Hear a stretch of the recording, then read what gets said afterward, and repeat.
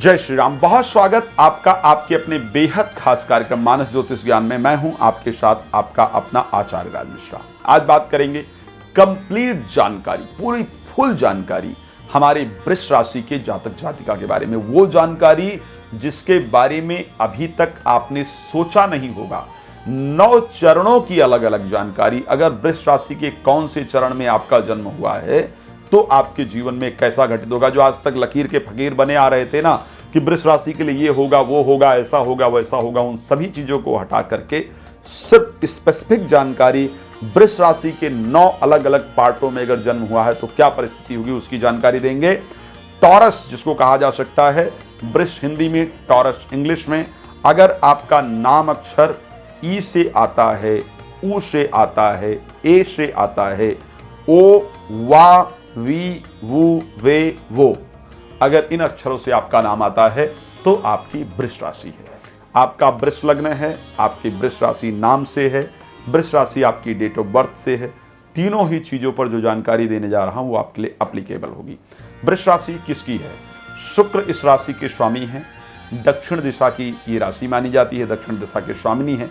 कृतिका नक्षत्र के 3 चरण, रोहिणी नक्षत्र के 4 चरण और मृगशिरा नक्षत्र के 2 चरण बना करके ये टोटल 3, 2, 5 और 4, 9 चरण में ये टोटल राशि बनती है।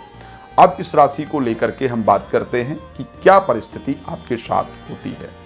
अगर वृष राशि के 9 चरण है, ध्यान रखिए, एक वृष राशि में जन्मा हुआ व्यक्ति, अगर वृष राशि में 10 लोगों का जन्म हुआ है तो वृष राशि के 10 लोगों का जीवन बिल्कुल अलग अलग होगा। 9 चरण होते हैं, 9 चरण के लोगों को अलग अलग बिठा दिया जाए। एक ही वृष राशि के 9 लोगों को आप लेकर के आइए तो 9 का जीवन बिल्कुल डिफरेंट मिलेगा। उन 9 के जीवन में बिल्कुल डिफरेंट घटनाएं घटित होंगी। इसीलिए 9 चरणों का अलग अलग जानकारी होना इंपॉर्टेंट है। वृष राशि के अगर प्रथम चरण में जन्म हुआ, यानी कृतिका नक्षत्र के अगर दूसरे चरण के अंतर्गत जन्म हुआ, पहला चरण में इस राशि में आ जाता है, तो ऐसी परिस्थिति में वो व्यक्ति यशस्वी होता है, उसका नाम होता है, विख्यात होता है, प्रतिष्ठा होती है, यश होता है, सम्मान होता है, यानी वो व्यक्ति यशस्वी होता है। और उसको कार्य भी ऐसे करने चाहिए जो यश प्रतिष्ठा वाले कार्य हो, यानी मीडिया के क्षेत्र में, फिल्म के क्षेत्र में जाकर के, फैशन डिजाइनिंग के क्षेत्र में जाकर के उस व्यक्ति को अच्छी सफलता मिलती है।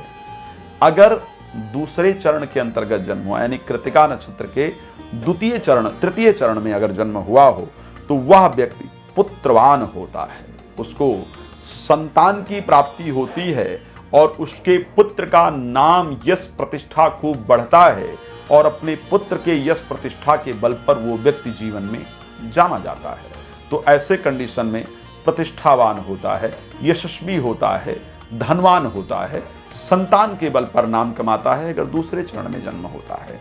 अगर तीसरे चरण में जन्म होता है तो पराक्रमी होता है, वीर होता है।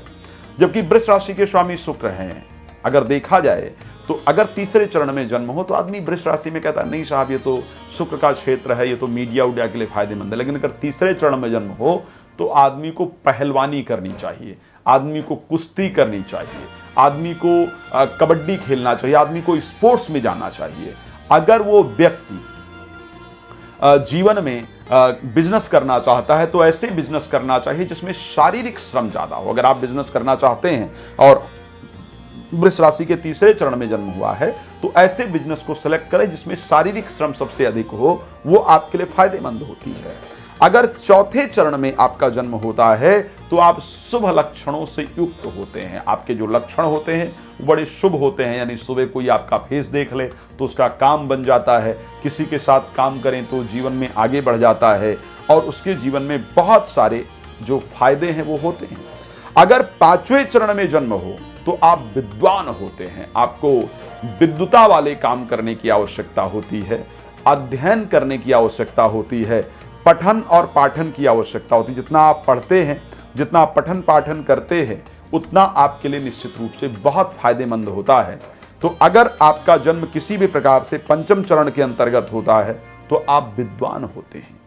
अगर छठे चरण के अंतर्गत आपका जन्म होता है तो व्यक्ति सौभाग्यवान होता है, उसके भाग्य से उस कुल में वृद्धि होती है। जिसमें आप जन्म लेते हैं, जब से आपका जन्म होता है उसके बाद उस कुल में वृद्धि होती है, भाग्यवान होता है, सौभाग्यशाली होता है। सातवें चरण में अगर वृष राशि के जन्म हुआ है तो व्यक्ति कुलभूषण होता है। जब से उसने उस कुल में जन्म लिया उसके बाद उस कुल का नाम यश प्रतिष्ठा बढ़ता चला गया, वो व्यक्ति जीवन में इतना प्रतिष्ठित हो गया कि उसके कारण पूरे परिवार को जाना जाने लगा। सातवें चरण में जन्म होने पर कुलभूषण होता है। आठवें चरण में जन्म हो तो धन उपार्जक होता है, यानी आठवें चरण में यदि जन्म हो तो व्यक्ति को ऐसे काम करने चाहिए जिसका सीधे अर्थ से संबंध हो। अर्थ से किस प्रकार से? धन ब्याज पर देना, धन लेना और उसके साथ साथ बैंकिंग क्षेत्र से रिलेटेड कोर्स इत्यादि करना। जिस फील्ड का संबंध सीधे धन से कनेक्ट हो ऐसे फील्ड पर काम करने से फायदा होता है। और अगर नवें चरण में जन्म हो जाए, वृष राशि का ध्यान रखिएगा, नवें चरण में अगर जन्म हो जाए तो व्यक्ति चाहे वो जातक हो या जातिका हो, उसकी जो दृष्टि है, उसका जो आचरण है वो बहुत डगमगाता है, दूसरे पर उसकी नजर ज्यादा रहती। अपने आचरण को यदि बस में रखें तो ऐसी परिस्थिति में आपको निश्चित रूप से सफलता प्राप्त होती है। तो ये 9 अलग अलग चरण, जितना अभी तक आप लोग सुनते आ रहे थे कि नहीं साहब इस राशि में जन्म हुआ है तो बस ऐसा ही होगा, पूरा नहीं।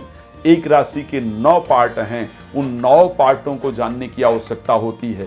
कौन से पार्ट में आपका जन्म हुआ है तो आपका जीवन कैसा होगा। इसीलिए पुरातन समय में नियम था कि एक राशि का नाम नहीं निकालते थे, जिस अक्षर से, कहते किस अक्षर से नाम निकला है, तो वो जो अक्षर ही होता था वो उस राशि का चरण होता था, जिससे पता चल पाता था कि इस चरण में इस बालक बालिका का जन्म हुआ है तो इसका जीवन इस प्रकार का घटित होने वाला है। अब आइए जिससे आप और कंफर्म कर सकेंगे कि मेरी राशि वृष है या नहीं है, मैं कुछ और बातें बताने जा रहा हूं। अगर ये घटनाएं आपके जीवन में घटित हुई हैं तो आप ये मानिए कि आपकी वृष राशि है। अगर नहीं हुई है तो ऐसी परिस्थिति में एक बार दोबारा से विचार करने की आवश्यकता है। अगर वृष राशि में आपका जन्म हुआ है तो जब आप 3 वर्ष के रहें, जब आप 6 वर्ष के थे या थी, जब आप 8 वर्ष के थे या थी, या 33 वर्ष की जब आपकी उम्र थी, 46 वर्ष, 52 वर्ष और 63 वर्ष, ये वर्ष आपके लिए हमेशा कष्टकर रहे हैं। अगर आपकी एज कम है तो ये वर्ष आपके लिए कष्टकर होंगे।